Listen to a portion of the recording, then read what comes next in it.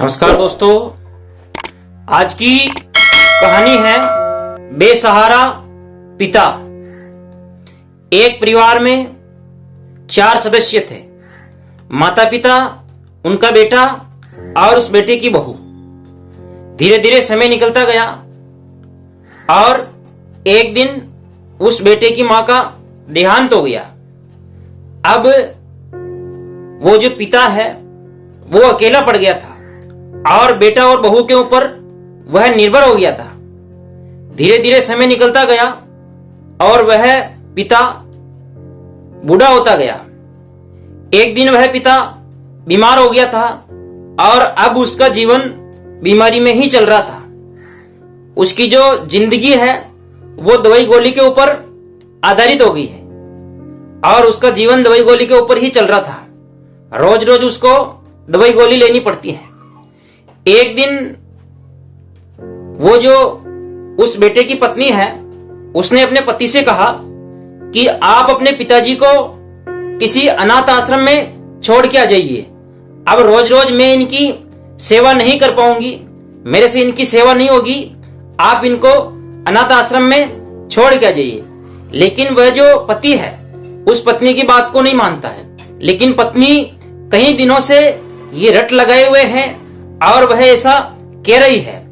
अब पति भी रोज रोज की बातें सुनता है तो वह जो पति है वह भी थोड़ा बदल गया था। उसको लगा कि अब ये सही कह रही हैं और इनको अनाथ आश्रम में छोड़ के आना चाहिए।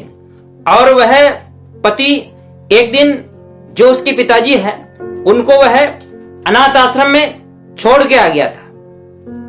अब उनको अनाथ आश्रम में छोड़े हुए बहुत दिन हो गए थे, साल भर हो गया था और दीपावली का त्योहार आया तो वह अपनी पत्नी से कहने लगा कि देखो अब त्योहार है और मैं पिताजी को लेके आता हूं, अपन सब मिलके साथ में त्योहार मनाएंगे।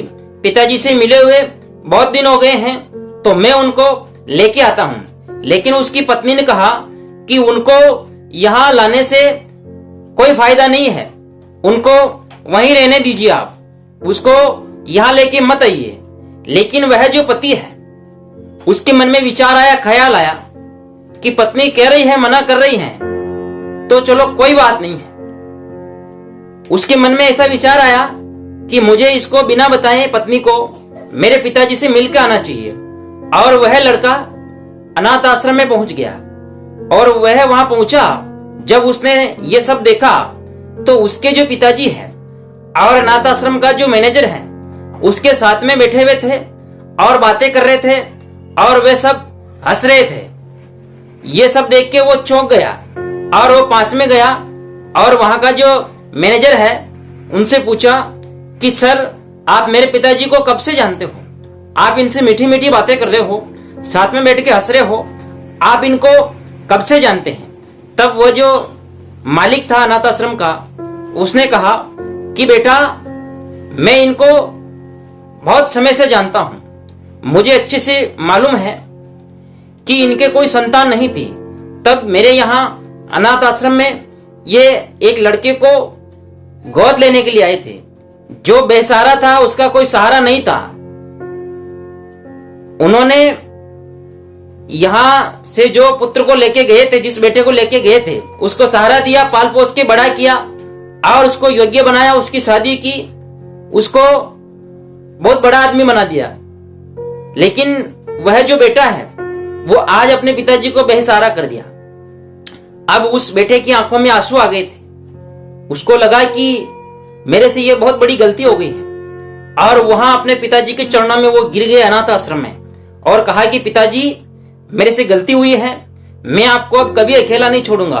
मैं तो खुद अकेला था और आपने मुझे सहारा दिया, बड़ा किया, मुझे इस बारे में कोई जानकारी नहीं थी। और मैनेजर साहब ने सही कहा था। और उस बेटे ने अपने पिता को अपने साथ में लेके आया और घर पे रखा और खूब सेवा की उनकी। तो दोस्तों, कहने का तात्पर्य यह है कि आप भी अपने माता पिता की सेवा करें, खूब सेवा करें।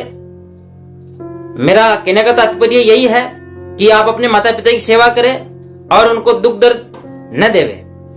धन्यवाद दोस्तों। ये वीडियो अच्छा लगे तो वीडियो को लाइक करें, शेयर करें, कमेंट्स करें और मेरे YouTube चैनल दनुज वसेटिया को सब्सक्राइब करें।